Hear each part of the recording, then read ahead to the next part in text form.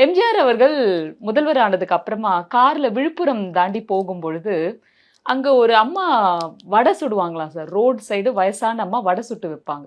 "நீ வந்து ஒரு 20 அடி முன்னாடி போனன்னா அந்த அம்மா இருப்பாங்க. நீ வடைய வாங்கிடு.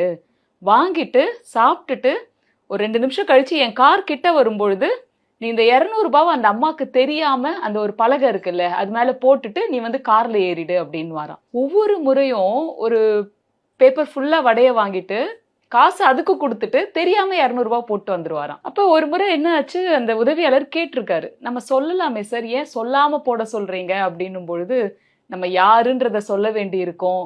அதெல்லாம் சங்கடம். அதனால அந்த அம்மாக்கு தெரியாம நீங்க குடுத்துருங்கன்னு" சொல்லியிருக்காரு. ஒரு முறை போகும்பொழுது இவரு வடைய வாங்கிட்டு நின்னுட்டே இருந்திருக்காரு. கார் வரும், கார் வரும்னு கார் வரவே இல்ல. திரும்பி பார்த்தா அந்த அம்மாவையும் காணோம்.